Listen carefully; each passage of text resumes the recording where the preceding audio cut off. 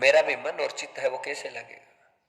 तो अत्रि मुनि से प्रार्थना करने लगी है कि अगर आप ध्यान साधना करने जा रहे हैं, हे पति देव, हे स्वामी, मैं भी ध्यान साधना करना चाहती हूँ, आप मुझे भी लेकर चलिए। यदि आप मुझे लेकर नहीं जा रहे हैं तो यहाँ पर कोई मुझे सिद्धांत सिद्ध कर दीजिए, मैं आपके बगैर रह लूंगी। पर मैं अकेली 11 वर्ष बेकार ऐसे बैठे बैठे क्या करूंगी, बिना काम के क्या करूंगी, मेरा मन नहीं लगेगा स्वामी, और मेरा उद्धार भी कैसे होगा। तो मुझे भी कोई मार्ग बता दीजिए, मार्ग को प्रशस्त कर दीजिए। अत्रि मुनि ने अपनी स्वामिनी को, अपनी पत्नी को मार्ग दिखाया है और कह दिया है कि मातृशक्तियों को आज भी जंगल में अकेले जाकर साधना करने का विधान नहीं है। पर अनुसुईया कहने लगी कि स्वामी, यहाँ पर तो सब जगह जंगल ही जंगल है। पर अत्रि मुनि कहने लगे, हे देवी, मेरा ये गुलर का पेड़ ही है, वो घर है, इसलिए माताओं को घर में बैठकर ही साधना करनी चाहिए। हे देवी, नर्मदा नदी की परिक्रमा करने के लिए लाखों लोग इधर से निकलते हैं, और नर्मदा की परिक्रमा करने के लिए जो यात्री ऋषि मुनि सन्यासी साधु महात्मा निकलते हैं वो थक जाते हैं, परेशान हो जाते हैं। उन साधु संतों की थकान को निकालने के उनके पैर दबाना, उनके पैर में मालिश करना तेल की गर्म पानी से, पैरों को सेकना, हाँ, उनके पेट की भूख को मिटाना, उन्हें भोजन कराना और आए हुए ऋषि मुनियों को विश्राम देना, उन्हें आनंदित करना। हे देवी, जो साधना में वहां करके जो पुण्य प्राप्त करूंगा वो यहाँ पे तुम केवल और केवल संत महात्माओं की हाँ सेवा करके तुम्हारा जीवन है वो धन्य धन्य धन्य हो जाएगा, कृतार्थ हो जाएगा। हिमालय में जाकर चाहे ध्यान कर लीजिए या संतों की सेवा कर लीजिए महाराज, सेवा ही सबसे बड़ी भक्ति होती है। और भक्तियों में सेवा भक्ति सबसे श्रेष्ठ भक्ति, सबसे कठिन भक्ति बताई गई है। आदमी सब प्रकार की भक्ति कर लेता है पर सेवा में कम पड़ जाता है, बहुत कठिन है, ज्यादा दिन हो नहीं सकती सेवा। अरे महात्माओं का पार नहीं है, उनकी बुद्धि उनकी प्रखरता ऐसे इस प्रकार से रहती है, हर जगह पकड़ लेते हैं वो। आजीवन किसी महात्मा संत गुरु की सेवा करनी पड़े तो दुर्लभ हो जाएगा जीवन। राम नाम जप सकता है आदमी, कीर्तन भजन कर सकता है 100 साल, पर सेवा का जो धर्म है बड़ा कठिन है, बड़ा कठिन है महाराज। सेवा भक्ति में जो सेवा करने वाला सेवक है उसे दास भाव से रहना पड़ता है, और उसे गुरु के वचन के अलावा कोई और दूसरा वचन धारण नहीं करना पड़ता है, तभी वो सेवा भक्ति में सफल माना जाता है। स्वार्थ और मतलब के लिए सेवा करना भक्ति का प्रदायक हो ही नहीं सकता कभी। सेवा और भक्ति कैसे की जाती है? कल्याण के लिए की जाती है, इसमें फालतू के स्वार्थ देखने की आवश्यकता नहीं हो। अनुसुईया निरंतर सेवा करने लगी है, अत्रि मुनि चले गए हैं, अनेक अनेक आचार्य अनेक अनेक विद्वान वहां से निकल रहे हैं, सबकी सेवा अनुसुईया बड़े भाव से बड़े आनंद से कर रही है, वस्त्रों से कर रही है, जल से कर रही है, खाना खिला रही है, भोजन करा रही है, प्रसादी दे रही है। और अनुसुईया का आश्रम इतना प्रसिद्ध हो गया कि अब कोई भी परिक्रमा के लिए कोई भी आता है तो महाराज कोई थका हो या ना थका हुआ हो, अनुसुईया के यहाँ रुक के ही जाता है। अनुसुईया के घर का प्रसाद वो जरूर लेकर जाते हैं। क्यों? कारण क्या है? क्योंकि अनुसुईया के अंदर तेज था, तप था, ब्रह्मचर्य था, यज्ञ था, त्रिकाल संध्या थी, और ऐसे भोजन पकाती। और जिस महिला में, जिस मातृशक्ति में तेज होता है, त्रिकाल पूजा वंदन है, यज्ञ दान सत्कर्म है, और घर में गौ सेवा है, ऐसी महिला का जो भोजन है वो वरदान हो जाता है साधु महात्माओं के लिए, संतों के लिए। ऐसी महिला हाँ यदि किसी को भोजन कराए तो साधु का भजन है वो सफल हो जाता है। और किसी फालतू आदमियों का खाना खाएंगे तो महाराज अच्छे अच्छे भजन में बाधा पड़ जाएगी, भजन खराब हो जाएगा। इसलिए कहा गया है, कथा कहती है पानी और भोजन हमेशा परख कर ही ग्रहण करना चाहिए। खासकर साधु महात्माओं को तो बहुत ध्यान रखने की आवश्यकता है, कहाँ खाते हैं, क्या खाते हैं, कैसा खाते हैं। भूखा रहना पड़े 2 दिन 4 दिन 5 दिन रह जाओ, किसी पेड़ पौधे से मांग लो फल फ्रूट, जैसे भी रहना पड़े रह जाओ, और वह भी उपलब्ध ना हो तो पत्तियां खा लो, पत्ते खा लो, छाल खा लो, जो खाना है जैसे खा लो, पर किसी दुर्जन और दुष्ट आदमी का ग्रहण भोजन मत करो। अन्न से मन और तन का बहुत बड़ा धर्म है। अन्न हमारे मन को बनाता है, अन्न हमारे तन को बनाता है, अन्न हमारे विचारों को बनाता है, अन्न हमारे रंग रूप को बनाता है, अन्न हमारे भक्ति को बनाता है और उसे नष्ट भी कर देता है। सतगुरु भगवान श्री सुखदेव राजा परीक्षित को कह रहे हैं, राजन अनुसुईया का तप आज इतना बढ़ गया सेवा करते करते कि बड़े बड़े महात्मा भी वहां रुकने लग गए। नामे ग्रामे महात्मा भी वहां पे रुकने लग गए सेवा में, और उन महात्माओं की सेवा करके बहुत ज्यादा पुण्य बढ़ा। और उस पुण्य का ही प्रभाव था कि खुद ब्रह्म ऋषि नारद जी परिक्रमा करने आए। नारद जी नर्मदा नदी की परिक्रमा करते करते अनुसुईया माता के आश्रम की तरफ बढ़ रहे हैं, और यज्ञ करके प्रसाद का थाल लेके माता अनुसुईया खड़ी है। रोज का उनका नियम है, कोई भी दरवाजे पर आए या ना आए, पर रोज वो दरवाजे पर यज्ञ का प्रसाद लेकर खड़ी होती है, रोज बांटती रहती है, निरंतर बांटती है। और जहाँ यज्ञ होता है वहां प्रसाद बंटता रहता है महाराज, वो बहुत आनंद होता है। हमारा जीवन भी स्वर्ग बन सकता है यदि हमारी आदत भी ऐसी हो जाए। यज्ञ करके प्रसाद बांटो, हवन कर लिया आपने, प्रसाद बांटिए, जितना बांटेंगे प्रसाद उतना होगा कल्याण। हाँ,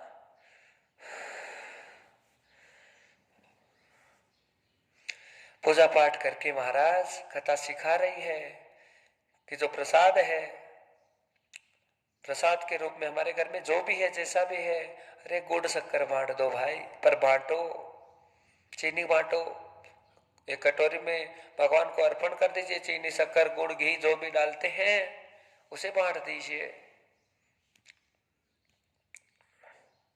4 हाथ में जब वो प्रसाद चला जाता है, चुटकी चुटकी चुटकी चुटकी डालकर, तो आप कल्पना कर लीजिए, पक्का साल भर में यदि आपने लगातार ऐसा कर लिया तो आप देख लेना 1 साल में आपके परिवार में बहुत बड़ा परिवर्तन आपको खुद को महसूस हो जाएगा। करके देखिए, पक्का पक्का। ये वैदिक फॉर्मूला है, कोई टोटका तंत्र मंत्र नहीं है गुरुजी के पास में, तुम जानते हो। टोटका बताते नहीं किसी बात को लेकर, ये वैदिक परंपरा है, हिंदू की सनातन की परंपरा है। अगर हम अपनी सब सभ्यता का पालन यदि अच्छे से करते हैं तो मतलब यही है कि हम सुखी हैं, राम के राज्य में निवास करेंगे, प्रभु के राज्य में निवास करेंगे, बलवंतता प्रदान होगी, पुष्टता प्रदान होगी। हाँ, देहिक देविक भौतिक तापा, राम राज का हो नहीं व्यापा। शूद्र भी यज्ञ करके भोजन करता था राम के राज्य में, ब्राह्मण क्षत्रिय वैश्य सब महान हो गए, क्यों हो गए? यज्ञ के बिना कोई नहीं खाता था। यज्ञ करके महाराज सवर्ण जिस देश में, जिस राष्ट्र में, जिस समाज में, जिस राज्य में यदि ऐसा होता है तो कभी संकट नहीं आ सकता, कोई परेशानी नहीं आ सकती। पर कठिनाई कहाँ आ रही है, परेशानी कहाँ आ रही है? कठिनाई यहाँ आ रही है कि बड़े से बड़े घर में, हाँ, हम सत्कर्मी बचे ही नहीं, कर्मों की, सभ्यता की, परंपराओं की बहुत कमी आ गई है।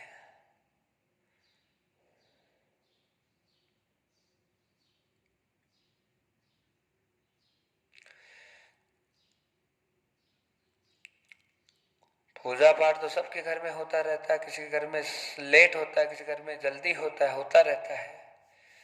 पर हमारे घर में जब भी पूजा पाठ हो तो महाराज ये नहीं कि 5 बजे 4 बजे करो, पर जब भी पूजा करते हो, यज्ञ करते हो, प्रसाद का वितरण करो। प्रसाद के साथ में सारे दुख घर से बाहर चले जाते हैं, पक्का मान लीजिए इस बात को। वैदिक फॉर्मूला है, कीजिए इसको, बड़ा आनंद प्राप्त होगा। गुरु का मतलब गुरु के पीछे पड़ना नहीं है। गुरु का मतलब गुरु की आज्ञा का पालन करना, उनकी बातों को जीवन में धारण करना है। सुनार के यहाँ जो राख होती थी वो भी बिकती थी महाराज। उसे तालाब में ले जाकर पानी से धोया जाता था, साफ किया जाता था, है कि नहीं? हाँ, जानो इस बात को कि क्यों धोया जाता था? क्योंकि उसमें कुछ कण सोने के, चांदी के रहते थे, और उससे से लोगों को लाभ हो जाता था। वैसे राख क्या है? कूड़ा है, करकट है। राख का कोई क्या करेगा आप बताइए, सोचिए। हमारे घर में जो कूड़ा करकट जो हो जाता है, क्या करते हैं महाराज? फेंक देते हैं उसे, और या ढेर लगा देते हैं, उसे जला देते हैं। जो कूड़ा सड़ जाता है तो हो सकता है जला देते हैं या खेत में पटक देते हैं, खाद बना देते हैं। तो जिस प्रकार से घर का कूड़ा घर में, घर का कूड़ा है, हाँ, खेत में जाकर लक्ष्मी बन जाता है महाराज, उसी प्रकार से हमारे जो पाप हैं प्रसाद के साथ में लक्ष्मी बन जाते हैं। बांटने वाले का भी कल्याण है, खाने वाले का भी कल्याण है। खाने वाले को भगवान का पुण्य प्राप्त होता है प्रसाद की वजह से, पाप धुल जाते हैं, और हमारे बांटने से धुल जाते हैं। दोनों सब सफल हो जाते हैं महाराज। अनुसुईया यही कर रही है।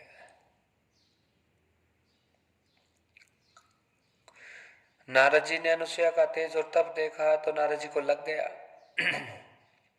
कि साक्षात माता नर्मदा का दर्शन हो गया है, यात्रा सफल हो गई है।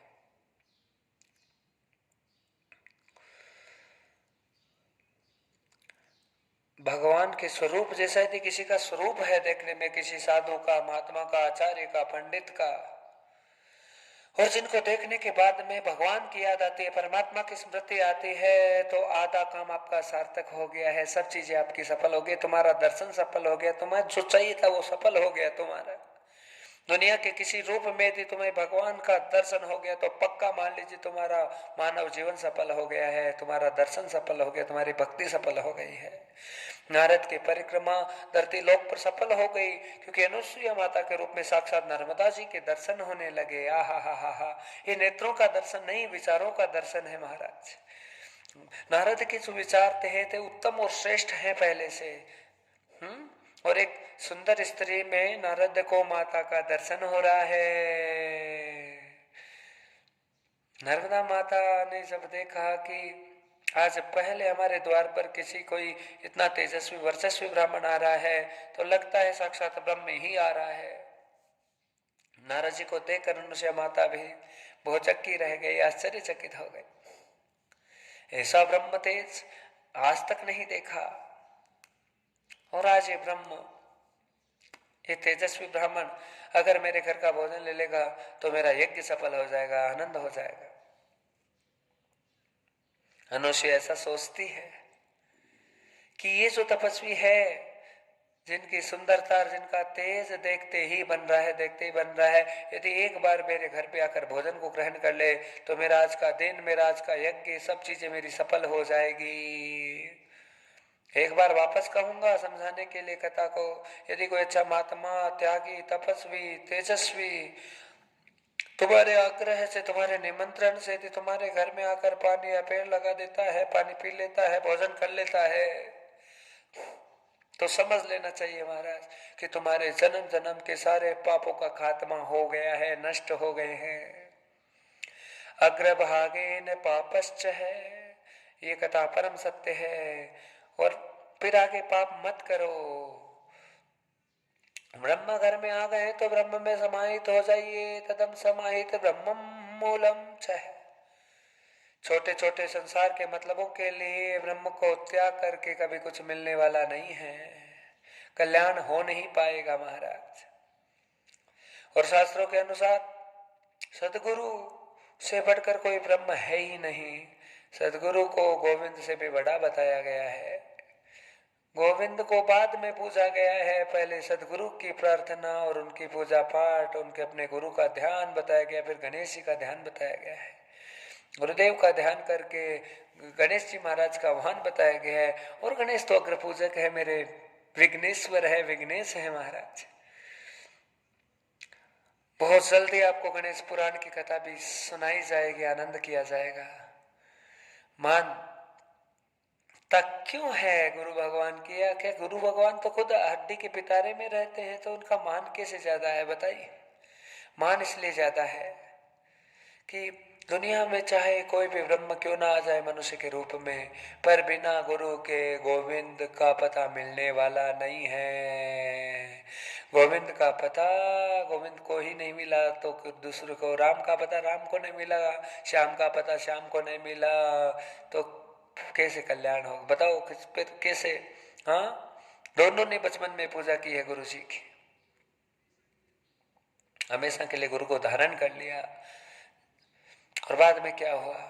यश आ गया, कीर्ति आ गई, वैभव आ गया, जीवन में आनंद हो गया, और आज तक गुरु की पूजा करने वाले राम और कृष्ण है, लगातार पूजे जा रहे हैं, ब्रह्म के रूप में, गोविंद के रूप में।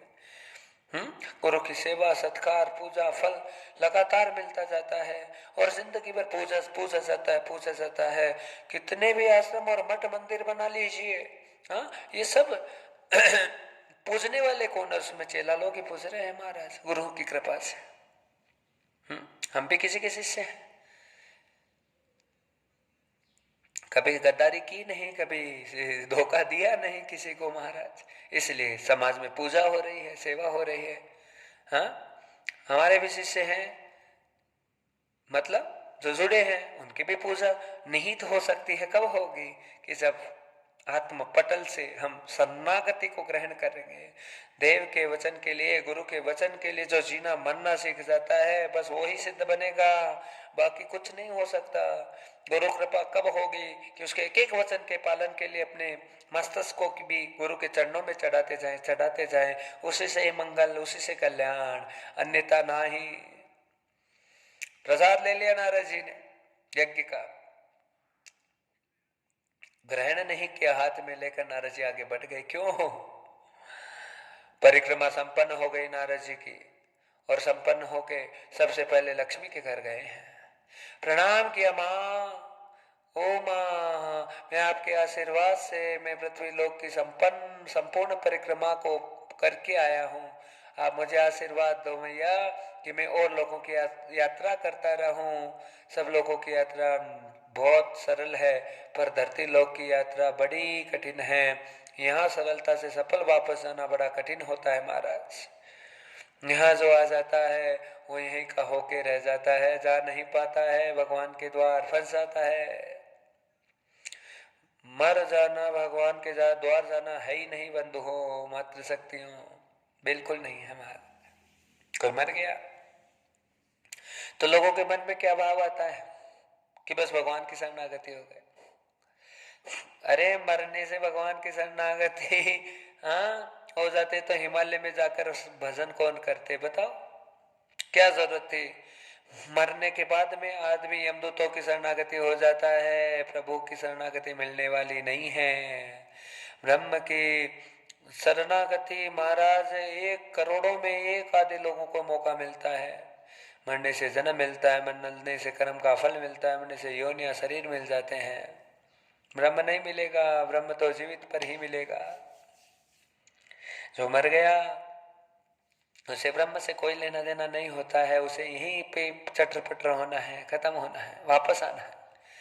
खेत में से धान काट करके यदि घर में रख लेते हैं, घर में से मंडी ले जाइए, मंडी में से फिर घर लेकर आ जाइए, वो वहीं रहेगा धान।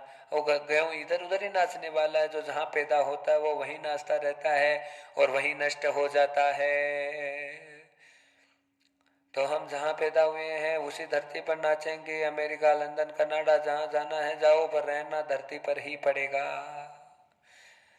और यहीं पे मिट जाना है, खत्म हो जाना है, विनाश हो जाना है। इसलिए गोविंद क्या कह रहे हैं भागवत के माध्यम से? भागवत क्या कह रही है? गुरु भगवान क्या बता रहे हैं महाराज?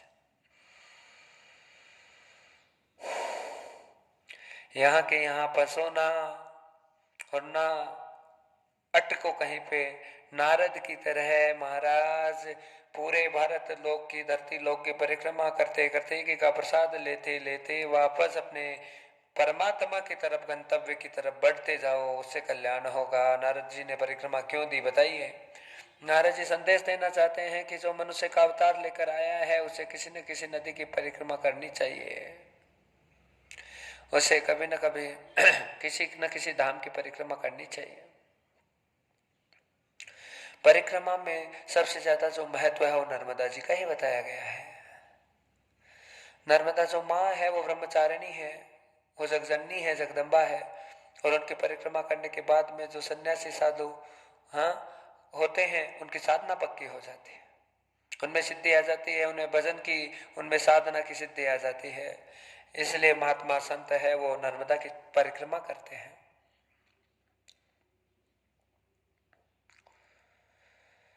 नारद जी ने तीनों लोकों में दर्शन दिया महाराज, पहले लक्ष्मी माता के घर, फिर पार्वती के घर, फिर सरस्वती जी के घर। और तीनों देवियों ने दिल खोलकर स्वागत किया नारद जी का। शाम के समय नारद जी फिर लक्ष्मी जी के घर पे आए और अब लक्ष्मी माता ने नारद जी को कहा, पुत्र बहुत दिनों के बाद में आए हो, आज मेरे घर का भोजन करके जाओ। नारद जी ने मना कर दिया, इनकार कर दिया है। हे माँ माफ कर दो मुझे, आज भोजन तुम्हारा ग्रहण नहीं करूंगा। आपके हाथ का भोजन माँ, सरस्वती के हाथ का भोजन और पार्वती के हाथ का भोजन भी अच्छा नहीं लग रहा मुझे। क्यों, क्या हो गया पुत्र? कहा, मैं जब से धरती लोक पर उस पतिव्रता नारी का भोजन करके आया हूं तब से मुझे किसी लोक में भोजन स्वादिष्ट नहीं लग रहा माँ। ओ हो, कथा कितनी महान बन रही है महाराज, कितनी चीजें समझा रही है कथा हम सबको, कितना उद्धार हो रहा है, कितना कल्याण हो रहा है। भारतीय नारी मातृशक्ति और उसमें पतिव्रता धर्म अगर हो जाता है तो लक्ष्मी पार्वती सरस्वती भी उसके आगे फीकी पड़ जाती है, फेल हो जाती है। कथा बता रही है इतनी महिमा है माताओं की, यदि व्रत तप सदाचार का पालन कर ले निरंतर, शक्ति तो भरपूर ही है माताओं में, इसमें संदेह की बात नहीं है। ये किसी की भी जिंदगी को रोशन कर सकती है, किसी की भी जिंदगी में अंधेरा भी कर सकती है। अपने आप में कोई कितना ही पावरफुल हो, शक्तिशाली हो, पर माता सबको थका सकती है, ये पक्की बात है महाराज।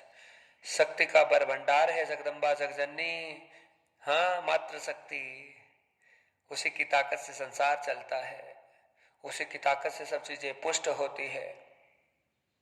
एक महात्मा तो बहुत बड़े तपस्वी थे, एक बड़ा सुंदर दृष्टांत है महाराज। इतने तपस्वी थे कि वो किसी को भी भस्म कर देते थे, इतनी तपस्या थी उनमें। एक बार जा रहे थे, रास्ते में चल रहे थे और बड़ के पेड़ पर एक पक्षी बैठा होता, उसने बीट कर दी और महात्मा का कंधा बिगाड़ दिया। तो महात्मा ने देखा तो पक्षी ने मुझे गंदा कर दिया, तो पक्षी को भस्म कर दिया महाराज।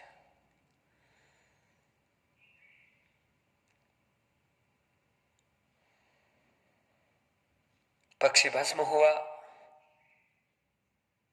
और वह महात्मा आगे मार्ग में जा रहा था, चलते चलते एक घर पड़ा बीच में रास्ते में, और उस घर में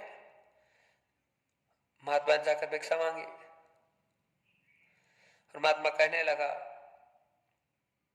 कि लाओ लाओ कुछ लाओ।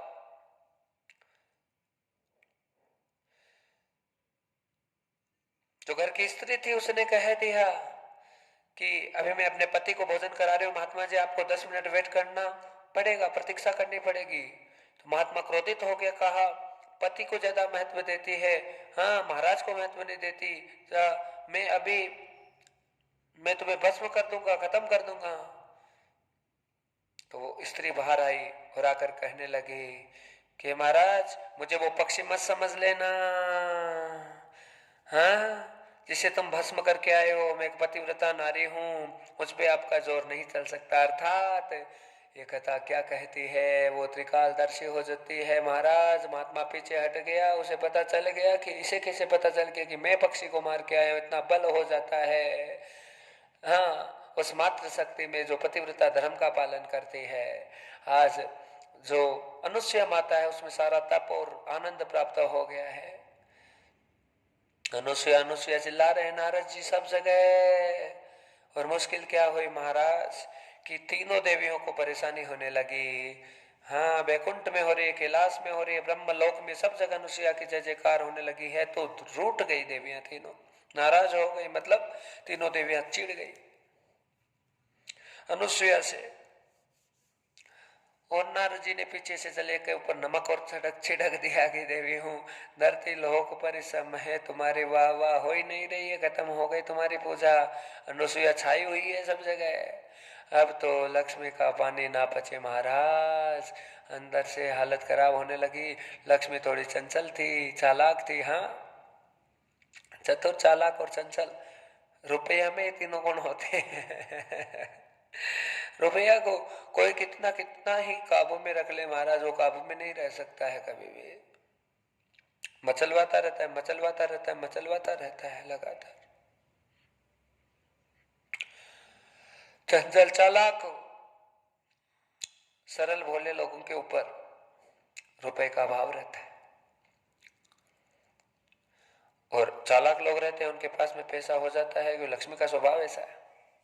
लक्ष्मी ने पार्वती को फोन लगा दिया, सरस्वती को फोन लगा दिया, और महाराज तीनों वीडियो कॉल पे आ गई, समझ लीजिए आज की कथा के हिसाब से। हाँ जी महाराज, मोबाइल तो था नहीं, फिर कैसे कथा सुना रहे हो गुरुजी? अरे महाराज, मोबाइल तो तब भी था, आज भी था, आज भी है, और जब से मोबाइल सृष्टि बनी है तब से सैटेलाइट है। पर पहले जो मोबाइल थे वो उन्हें शब्द भेदी बाण कहते थे, ऐसे ही पहचान लिया महाराज। हरे सरस्वती, हरे पार्वती। जब से नारद आया है, धरती ही लोक से ना खाता है ना पीता है, बस उसी के गीत गाता है सारे दिन। और अब हम तीनों देवियों की कोई मान्यता नहीं रही है। हाँ, वहां तो पतिव्रता नारी की मान्यता है, धरती लोक पर हमारी मान्यता खत्म हो गई। हम क्या करें? तो लक्ष्मी माता क्या करने लगी? दोनों देवियों को भड़काने लगी। ऐसी पतिव्रता नारी का हम कुछ नहीं कर सकते। अब परमात्मा ही ऐसी पतिव्रता नारी का व्रत बिगाड़ सकता और कोई नहीं बिगाड़ सकता। आज तीनों देवता कर आएंगे तो दरवाजे मत खोलो, बाहर ही रहने दो। पूछेंगे क्या हुआ, क्यों नाराज हो देवी, वगैरह वगैरह, तब हम बात कहेंगे। तो सरस्वती ने पूछा, भोले वाली ने, बहन क्या कहना है? लक्ष्मी जी से पूछने लगी, पार्वती जी से पूछने लगी। पार्वती ने कहा, बता दे लक्ष्मी क्या कहना है। कहा, एक ही लाइन बोलनी है, तुम हमको चाहते नहीं हो और दिन भर अपने भक्तों की सेवा में लगे रहते हो। तुम्हें तो पत्नियों का ध्यान ही नहीं। तुमको आपको क्या मतलब? आपको क्या मतलब? आपको तो अपने काम से मतलब। हाँ, अरे हमारा मान सम्मान हो रहा है कि नहीं हो रहा, आपको मतलब नहीं। तीनों देवियों ने सेम टू सेम उत्तर दे दिया। आज तो दरवाजा नहीं खुलेगा, जाओ जाओ जाओ, भक्तों के पास जाओ, वहीं जाओ, आज यहाँ आने की जरूरत नहीं है। क्या हुआ? तो कहा, तुम्हें कहाँ फिक्र है अपनी? हाँ, आपको तो भक्तों की पड़ी रहती है सारे दिन, आपको क्या मतलब है? आपको पता है क्या चल रहा है? अरे देवी, क्या चल रहा है बताओ। अरे नारद धरती से आया है और वहां पतिव्रता नारी अनुसुईया, और उसकी वजह से हमारे तीनों की पूजा समाप्त हो गई है। हमें कोई मान नहीं रहा है। अगर हमें चाहते हो तो धरती पर जाओ और उस नारी का पतिव्रता धर्म है भंग करके आओ। तीनों देवताओं ने आपस में टेलीग्राम लगा दिए महाराज। अरे क्या चल रहा है ब्रह्मा जी? ब्रह्मा जी कहने लगे कि भाई आपके क्या चल रहा है विष्णु जी? दोनों देवताओं ने भोले बाबा को कहा, अरे भोले बाबा तुम बताओ क्या चल रहा है, क्या चल रहा है? तीनों के घर में महाराज एक जैसी स्थिति और कंडीशन हो गई, और तीनों देवता व्याकुल हो गए, परेशान हो गए। तीनों देवता मिले और तीनों देवताओं ने निश्चय किया कि क्या कर लेना चाहिए घर की शांति के लिए, घर के आनंद के लिए। बात मानो। नारायण कहने लगे, माननी पड़ेगी और कोई उपाय नहीं है। नहीं मानी तो घर में कलेश हो जाएगा। कोई चुप बैठने वाला नहीं है। तीनों देवियां मिल भी गई हैं महाराज। अब क्या होगा? भगवान विष्णु कहने लगे चलो धरती लोक पर चलना ही पड़ेगा। हाँ, तीनों ब्रह्मा विष्णु महेश धरती लोक पर आए, ब्राह्मण का वेश धारण किया है और उसी माता को देखे तो सही, उसका दर्शन तो करे। हाँ, कहा भिक्षा के बहाने से चलो, भिक्षा के बहाने से चलो, माफ करना। तो भिक्षा के हिसाब से आज तीनों देव हैं। भिक्षाम देही माता अनुसुईया के द्वार पर चिल्लाने लगे, कहने लगे आज पवित्र यज्ञ को परिपूर्ण करके माता अनुसुईया बाहर आई है। हाथ में जल का कमंडलू भरा हुआ है आचमन के लिए, हाथ में जो प्रसाद है उसका थाल है, और तीनों ब्राह्मणों को देखकर कृतार्थ हो गई। धन्य धन्यम जगतपते। महाराज अद्भुत अद्भुत ब्राह्मणों का, विप्रों का प्राकट्य हुआ है।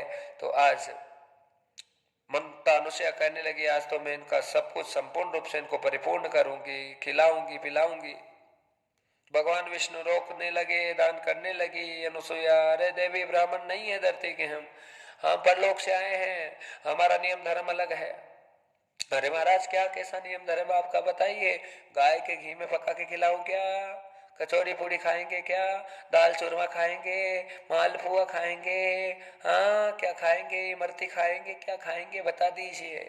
भगवान विष्णु कहने लगे ना ना ना ना ना ना देवी, जो तुम लाई हो थाल में वो स्वीकार है, पर हमारी शर्त है। हाँ, हमारे तुम्हारे शरीर का अंग वस्त्र तुम्हें उतारना पड़ेगा, और वस्त्र उतार के फिर हमें भोजन करा। ब्रह्मा जी सुनने लगे, महादेव सुनने लगे विष्णु की वाणी। अरे विष्णु पागल हो गए हैं जो ऐसी बातें कर रहे हैं? जो नारी रात दिन हमारा भजन कर रही है उसका अपमान कर रहे हैं, उसकी इज्जत उतार रहे हैं, ना उसी के साथ खिलवाड़ कर रहे हैं। एक ऐसी परीक्षा। ब्रह्मा लड़ पड़े, महादेव भी लड़ पड़े। अरे हम तो जा रहे हैं, हम तो नहीं रहेंगे ऐसे इस प्रकार से। हाँ बताओ, ऐसी पवित्र नारी के साथ में ऐसी बात करना अच्छा लगता है? भगवान विष्णु कहने लगे महादेव, हे ब्रह्मा, तुमको क्या लगता है कि जो मैंने कहा है वही मैं करूंगा? अरे रे, इस पतिव्रता नारी का व्रत कैसा है जरा उसकी परीक्षा तो लेनी ही पड़ेगी। और जब तक वक्त की परीक्षा ना हो तब तक वक्त को कैसे सेलेक्ट करें कि हमारा हुआ कि ना हुआ? महाराज कुछ ऐसी लीला करना कि वक्त पे तकलीफ ना आए। भगवान विष्णु लीला करने लगे। विष्णु जी तो लीला करने में लीलाधारी है, मेरे परमात्मा बहुत आगे हैं। लाज के मारे अनुसुईया खड़ी है, महाराज क्या मांग लिया?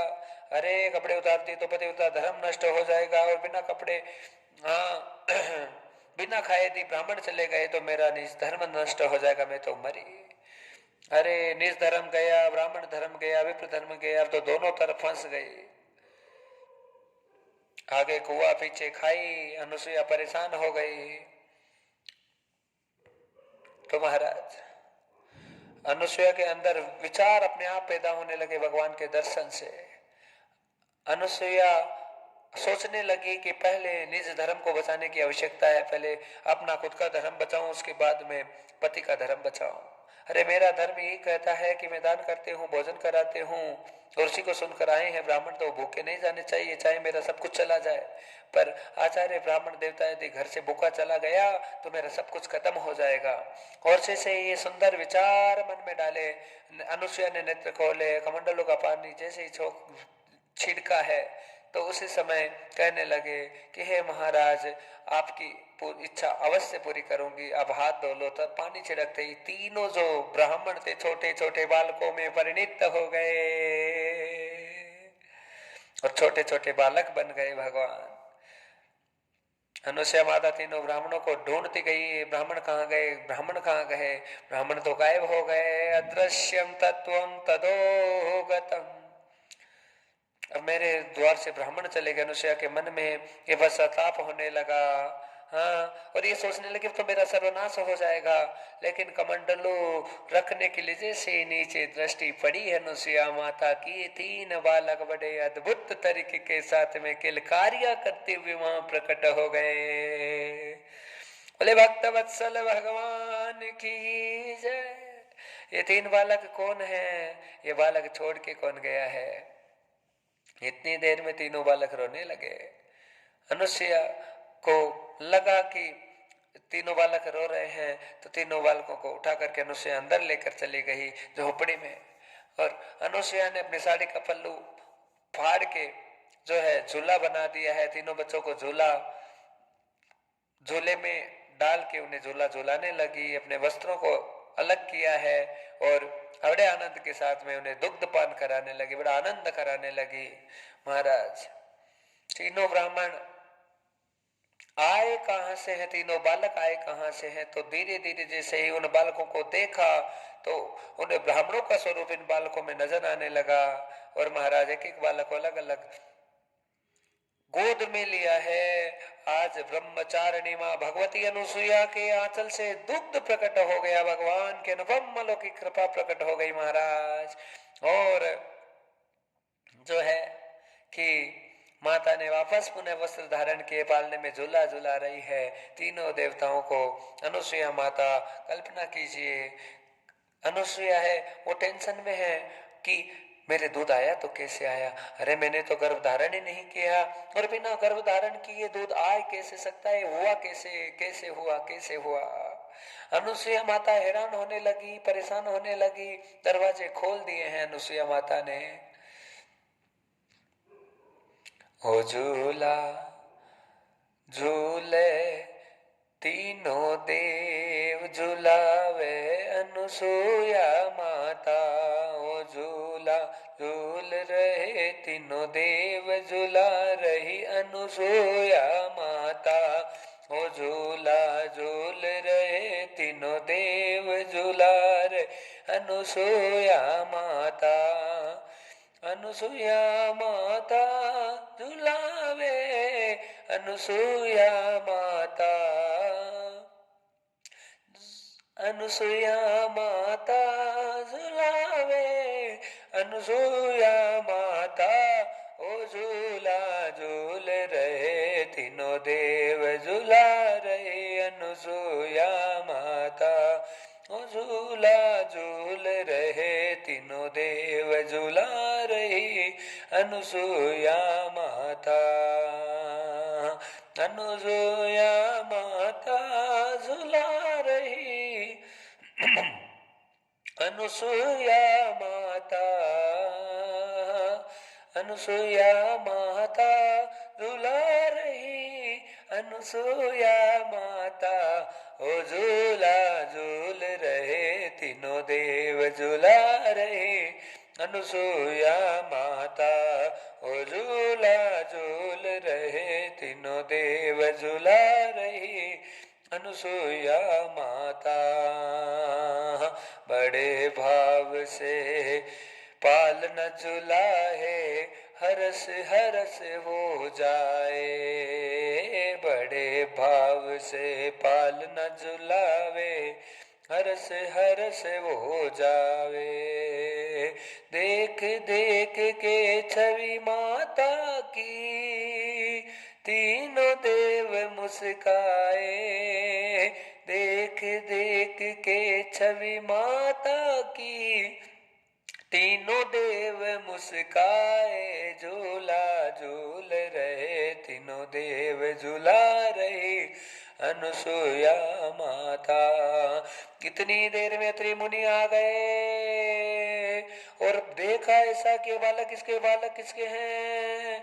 बड़े टेंशन और परेशानी का विषय हो गया। लेकिन महाराज समझदारी केवल नेत्रों की होती है। ज्यादा अनुसुईया को समझाना नहीं पड़ा, बल्कि अनुसुईया की बात को बहुत जल्दी से त्रिमुनि समझ गए। सारी बात को रख दिया कि देव मेरे साथ ऐसा हो गया। अरे अनुसुईया देख, तुमने कितना सम्मान किया है महात्माओं का, ऋषियों का, मुनियों का। त्रिमुनि समझ गए सारी बातों को कि मेरी इस देवी के ऊपर साक्षात भगवान ब्रह्म प्रकट हो गए। देवी तुमने साधुओं की, महात्माओं की सेवा की है, वो सेवा का फल है कि बिना किसी विकार के तुम्हें आकार निराकार पर ब्रह्म परमपिता परमेश्वर का दर्शन हो गया। देवी तुम धन्य हो गई, तुम कृतार्थ हो गई। अब मैं तो जा रहा हूँ तपस्या में, इन बच्चों के साथ में अपने जीवन का निर्वाह करो। चलती है त्रिमुनि वापस से महाराज। झुलावे अनुसुईया माता, झुलावे अनुसुईया माता। ओ झूला झूल रहे तीनों देव झूलावे अनुसुया माता। ओ झूला झूल रहे तीनों देव झूला रहे अनुसुया माता। ओ झूला झूल रहे तीनों देव झूला रहे अनुसुया माता। ओ झूला झूल रहे तीनों देव झूला रहे अनुसुया माता। तो झूला झूल रहे तीनों देव झूला रहे अनुसुया माता। भक्त वत्सल भगवान की जय। सदगुरु भगवान श्री सुखदेव राजा परीक्षित को कह रहे हैं कि राजन, ये देखिए तप का प्रभाव, ये देखिए संतों की सेवा का प्रभाव।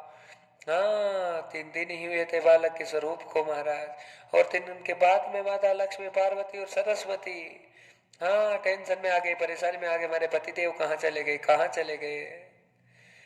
लक्ष्मी के मन में उथल पुथल हो रहा है, क्या हो गया ये। लक्ष्मी सोचने लगी, जिस नारी के बूंदी के लड्डू खा के नारद जो है हमारे 56 भोग नहीं ले रहा है, उस नारी में कोई ना कोई चमत्कार तो है। मन में यही भावना उत्पन्न हुई है। आज ऐसी अनहोनी हो गई लक्ष्मी जी के कि अब किसी को बता भी नहीं सकती कि पति को घर से बाहर कर दिया, जबरदस्ती कह दिया फलाने फलानी नारी का चरित्र खराब करके, और तो बताए तो किसको बताए। महाराज नारद जी बड़ा इंटरेस्ट ले रहे हैं इन सब बातों का, और चक्कर मार के लक्ष्मी, पार्वती, सरस्वती तीनों को देखा नारद जी ने। नारद जी ने पूछा, माँ ये क्या है। हाँ पापा कहाँ है, कहाँ गए। महाराज सरस्वती ने कहा, पुत्र ब्रह्मा जी तो ऐसे घूमते हैं, पता नहीं कहीं ना कहीं गए होंगे, 3 दिन हो गए आए नहीं। अरे माँ महादेव कहाँ है। पार्वती कहने लगे, पुत्र तुम जानते हो वो तो कहीं भी समाधि में चले जाते हैं। लक्ष्मी जी को पूछा, महाविष्णु कहाँ है।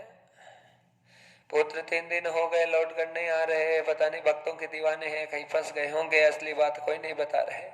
और नारद जी को सब पता है, सारी सारी चीज जानते हैं महाराज, फिर भी वो कुछ बता नहीं पा रहे हैं, कुछ नहीं बोल रहे हैं। नारद जी सब जानते हैं कि मेरे बगैर इनको इस बंधन से कोई काट नहीं सकता है कोई। तो तीनों लक्ष्मी, पार्वती और सावित्री तीनों के जीवन में जब गलत होने पर एक संत ने ही इनकी जिंदगी में सुख लाए। हाँ, सारी दुनिया को सुख देने वाली लक्ष्मी, सारे जगत माता पार्वती और सारी दुनिया को बुद्धि देने वाली सरस्वती को भी एक संत ने ही मार्ग दिखाया है। और क्या मार्ग बताया देवियों। अब तुम्हारे पति आने वाले नहीं हैं, अब नहीं आएंगे। क्या हो गया ये। लक्ष्मी पूछने लगी, महाराज क्यों नहीं आएंगे। नारद जी क्या हो गया ऐसा। अरे आ भी जाएंगे तो तुम्हारे किसी काम के नहीं रहेंगे, अब किसी काम के नहीं बचे हैं। नारद जी तो सारी तैयारी करके आ गए महाराज। नारद जी वीडियो दिखा रहे हैं सारा। लक्ष्मी पहचान लो तुम कौन से तुम्हारे। ओ झूला झूल रहे तीनों देव झूला रही अनुसुईया माता। और महाराज बच्चों को पहचानने में मुश्किल होती है हमेशा। 3-3 साल के हो गए, इतने शरीर बढ़िया था और है 3 दिन के ही, लेकिन लग रहे ऐसे हष्ट पुष्ट। अब लक्ष्मी तो देखे रोए, महाराज ये कैसे हो गया, क्या हो गया। तो पतिव्रता नारी ने जिसने लड्डू दिया था उसी ने कुछ किया है, उसने जल छिड़क दिया। अरे माता तुमने भेजा था तपस्या बिगाड़ने के लिए, तो उनके जल से ही हाल हुआ है सारा, अब क्या करोगे। अरे अगर पति चाहिए तो चलो हमारे संग में माफी मांग लीजिए जाके, तब जाके कुछ हो सकता है। तो महाराज अद्भुत महिमा ये चल रही है, तीनों देवियों की तीनों देवियां धरती लोक पर आई है। माता अनुसुईया के द्वार पे कितना अद्भुत माहौल हो रहा है, तीनों देव और तीनों देवियां प्रकट हो रही है।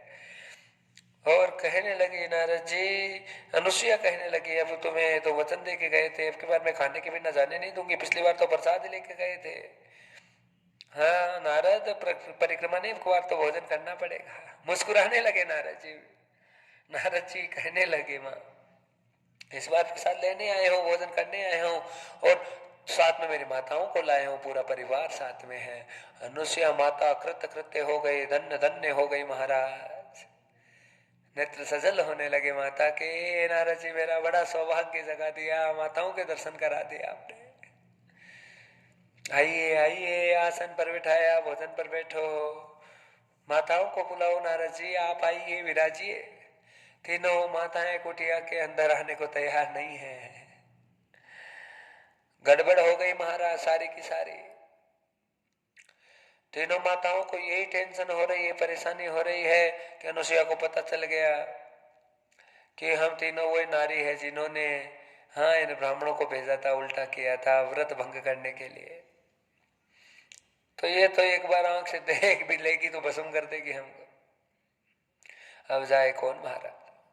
तो सरस्वती पार्वती दोनों ने लक्ष्मी का हाथ पकड़ लिया और लक्ष्मी को कहा, लक्ष्मी देख बीज तो तुमने ही बोया है, तो जहर तो तुमको ही काटना पड़ेगा। सब जगह आग लगा के भाग जाती हो लक्ष्मी, अब तो हम कहीं नहीं जान देंगे, पहले तुमको ही जाना पड़ेगा।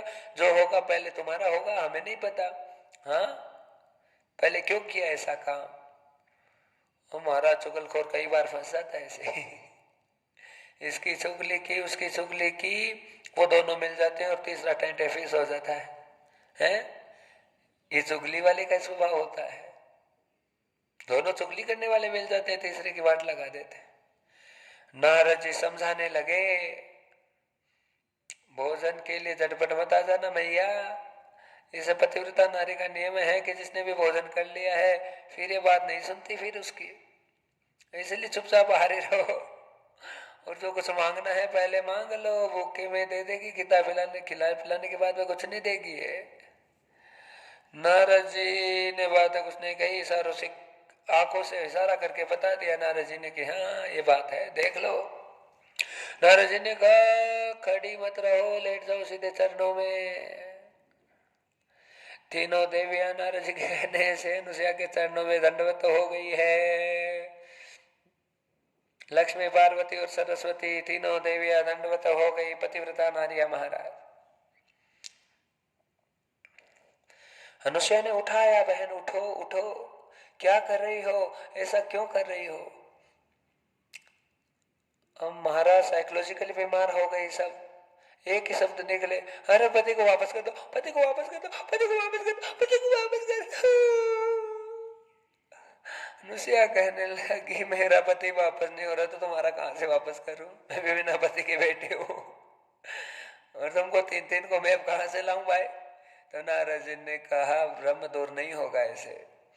बीच में संत को ही आना पड़ा, पार्वती सावित्री और अनुसुईया में जो भ्रम पैदा हो गया था वो संत ने दूर किया। हे माँ, आपके यहाँ जो परसों तीनों ब्राह्मण आए थे वो ब्रह्मा विष्णु महेश थे और लक्ष्मी पार्वती और सरस्वती है। आपका प्रसाद लेकर मैं गया, मैंने आपकी प्रशंसा की तो ये चिढ़ गई तुमसे, और तुम्हारे को छोटा करने के लिए, अपने को खुद को बड़ा करने के लिए साक्षात भगवान को भेजा। भगवान भी जिसका कुछ नहीं बिगाड़ पाए वो भारत की नारी है महाराज, इस धरती की नारी है। लीला करके भी भगवान कुछ नहीं कर पाए, ये अनुसुईया है। कितने आए और कितने चले गए भारतवर्ष से, आक्रांता चले गए, कितने वीर बहादुर चले गए, कितने चले गए, कितने चले गए। अद्भुत कथा है महाराज। अपने वर्चस्व और अपने यश को बचाने के लिए इतिहास हम पढ़ते हैं, जानते हैं तो थोड़ा बहुत कि 500-700 वर्ष याद कर लीजिए पहले के, 1000-5000 महिलाओं ने महाराज राजस्थान में साथ में मतलब मिलकर अपना बलिदान कर दिया, अपना शरीर नष्ट कर दिया, पर आत्ताइयों को अपने शरीर को छूने नहीं दिया कभी भी।